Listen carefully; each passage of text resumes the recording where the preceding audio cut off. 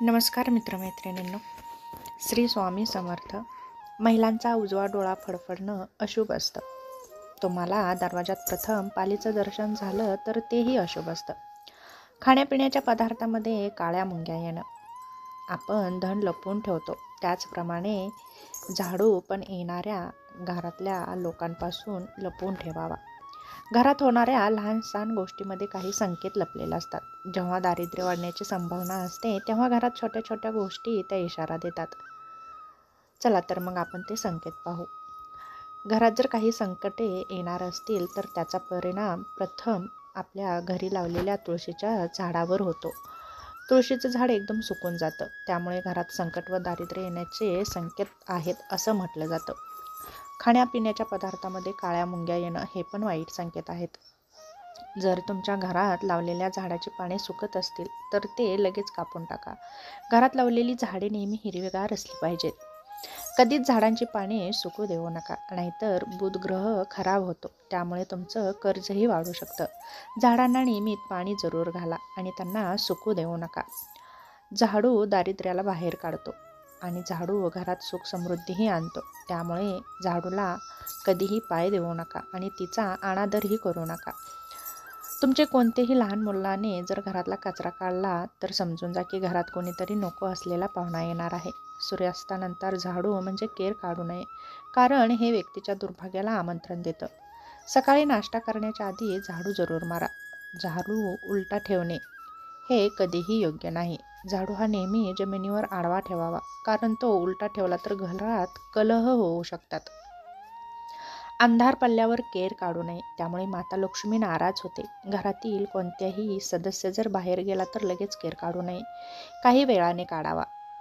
झाडू नेहमी लपवून ठेवावा, जेणेकरून तो कोणाच्याही नजरेस पडू नये. वास्तुशास्त्रानुसार जे लोक झाडूसाठी ठराविक स्थान न बनवतात तो कोठेही ठेवतात, त्यांच्या घरात त्यांना आर्थिक संकटांचा सामना करावा लागतो, खर्च वाढतो.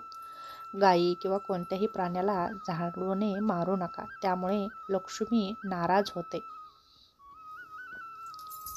ज्या घरामध्ये दूध उकळून सांडतं त्या घरामध्ये अचानक पैशांचा खर्च वाढतो. घरातील लोक आजारी पडतात. बऱ्याच लोकांचं असं म्हणणं आहे की दूध सांडणं हे शुभ असतं, पण रोज दूध उकळून सांडत असेल तर ते शुभ नाही.